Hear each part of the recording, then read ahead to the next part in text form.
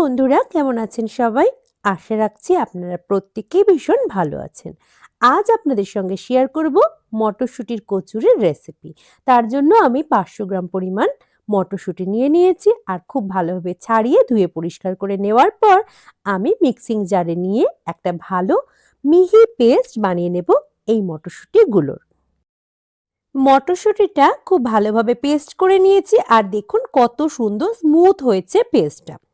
এবার আবারও একটা মিক্সিং জার নিয়ে নেব আর তার মধ্যে নিয়ে নিচ্ছি 4-5 কুচি আদা। আমি টুকরো করে নিয়েছি আদাগুলো। আর নিয়ে নেব কয়েকটা কাঁচা লঙ্কা। আমি কিন্তু ঝালের পরিমাণটা বেশিরভাগ রান্নাগুলোর ক্ষেত্রে কম রাখি, সেই অনুপাতেই রেখেছি। আপনারা আপনাদের স্বাদ অনুসারে অবশ্যই ব্যবহার করবেন। আমি কিন্তু আদা এবং কাঁচা লঙ্কার পেস্টটাও তৈরি করে নিলাম। এবার মটরশুঁটির পুরটা তৈরির জন্য একটা কড়াই নিয়ে তার মধ্যে বেশ কিছু পরিমাণ সাদা তেল এবং অল্প পরিমাণ ঘি গরম হতে দেব প্রথমে।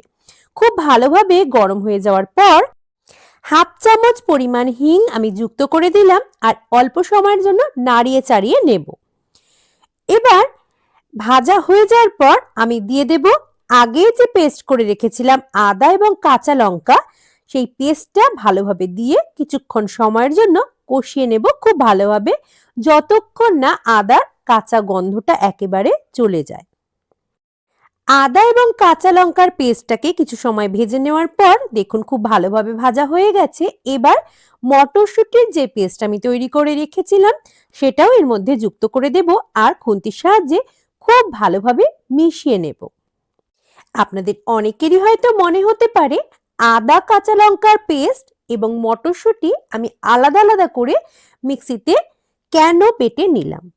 তার কারণ একটাই, প্রথমে যদি আমি একসাথেই আদা কাঁচা লঙ্কা এবং মটরশুঁটির পেস্ট করতাম তাহলে কিন্তু আদা কাঁচা লঙ্কা আলাদাভাবে ভাজার কোনো সুযোগ থাকতো না। সেই কারণে অনেক সময় দেখা যেতে পারত যে একটু কাঁচা গন্ধ রয়ে যাচ্ছে। আমি এই কারণে এভাবেই কিন্তু পেস্টগুলোকে আলাদা করে ভেজে নিয়েছি। পরিমাণ মতো লবণ এবং 1 চামচ পরিমাণ বিট লবণ আমি এর মধ্যে যুক্ত করে ভালোভাবে মিশিয়ে নিচ্ছি। মিডিয়াম ফ্লেমে বেশ কিছু সময় ধরে আমি কিন্তু এই পুরটাকে তৈরি করছি, যাতে পুরটা সুন্দরভাবে রেডি হয়ে যায়। আর আমি এর মধ্যে হাফ চামচ পরিমাণ চিনিও অ্যাড করে দিয়েছি আর ভালোভাবে মিশিয়ে নিচ্ছি। কচুরি তৈরির জন্য পুরটা কিন্তু আমার প্রায় রেডি হয়ে গেছে আর এবার 2 চামচ পরিমাণ ছাতু আমি এর মধ্যে যুক্ত করে দিলাম। খুব ভালোভাবে মিশিয়ে নিচ্ছি সমস্ত পুরটার সাথে। আর এবার নামিয়ে আমি বেশ কিছুক্ষণ সময়ের জন্য ঠান্ডা করে নেব। আমার কিন্তু ময়দার ডোটা তৈরি করা এখনো বাকি, তাই এবার যতক্ষণে মটরশুঁটির পুরটা ঠান্ডা হচ্ছে ততক্ষণে আমি কিন্তু ময়দাটা মেখে নেব। আমি এখানে নিয়েছি 500 গ্রাম ময়দা, তার মধ্যে 1 চামচ পরিমাণ লবণ দিয়েছি এবং দিয়ে দিলাম হাফ চামচ পরিমাণ চিনি। এর মধ্যে যুক্ত করে দেব কিছু পরিমাণ সুজি। মোট 1.5 চামচ পরিমাণ সুজি আমি কিন্তু এর মধ্যে দিয়েছি। খুব ভালোভাবে আগে সমস্ত উপকরণগুলো চামচের সাহায্যে মিশিয়ে নিচ্ছি। একটা পাত্রে বেশ কিছু পরিমাণ ঘি আমি ভালোভাবে গরম হতে দেব আর এটাই কিন্তু ময়দার মধ্যে ময়ন দেওয়ার কাজে আমি ব্যবহার করব। দেখুন ঘিটা কিন্তু একেবারে সুন্দর গরম হয়ে গেছে আর গরম অবস্থাতেই আমি ময়দার মধ্যে ঢেলে নেব এই সম্পূর্ণ ঘিটাকে। ঘিটা যেহেতু বেশ গরম করে নিয়েছি তাই হাত দিয়ে না মিশিয়ে আমি কিন্তু একটা চামচের ব্যবহার করছি আর প্রথমে সমস্ত ময়দাটার মধ্যে ভালোভাবে নাড়িয়ে চাড়িয়ে মিশিয়ে নিচ্ছি।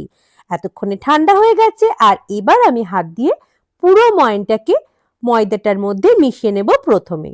এখন আমি জল ব্যবহার করিনি আর দেখুন এই অবস্থায় বোঝাই যাচ্ছে যে ময়নটা খুব সুন্দর মেশানো হয়ে গেছে। এবার উষ্ণ গরম জল আমি কিন্তু ব্যবহার করব আর অল্প অল্প পরিমাণ জল দিয়ে আমি ডোটাকে তৈরি করে নেব। প্রথমে হাতের সাহায্যে ময়নটাকে খুব ভালোভাবে মিশিয়ে নিয়েছি আর এবার অল্প অল্প পরিমাণ জল দিয়ে আমি ময়দার ডোটা তৈরি করে নেব। খুব ভালোভাবে ময়দাটাকে কিন্তু মাখা হয়ে গেছে আর এবার এই অবস্থায় 30 মিনিট সময়ের জন্য ময়দাটাকে রেস্টে রেখে দেব। ময়দাটাকে 30 মিনিট সময়ের জন্য প্রথমে রেস্টে রেখেছিলাম আর এবার তার থেকে ছোট ছোট লেচি কেটে নিয়েছি, যেগুলো কচুরি বানানো হবে। এই ময়দার মধ্যে কিন্তু মটরশুঁটির পুরটাকে আমি ভরে নেব, তাই একটা চামচ ব্যবহার করে প্রথমে কিন্তু মাঝখানটা একটু গোল করে নিচ্ছি আর এবার একে একে সব লেচিগুলোর মাঝখানেই কিন্তু পুরটা ভরে নেব।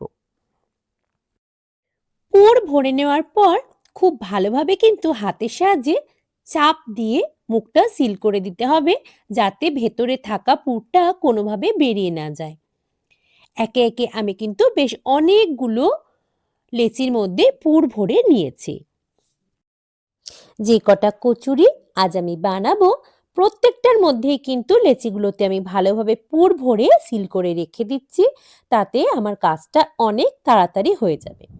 এবার এগুলোকে বেলে নেওয়ার পালা। আমি অল্প তেল ব্যবহার করলাম আর প্রথমে হাতের সাহায্যে একটু চাপ দিয়ে দিয়ে বড় করে নিলাম। এবার কিন্তু হালকা প্রেস করে করে বেলে নিচ্ছি। আমি খুব বড় আকারে রাখবো না, ছোট ছোট আকারেই কিন্তু বেলছি।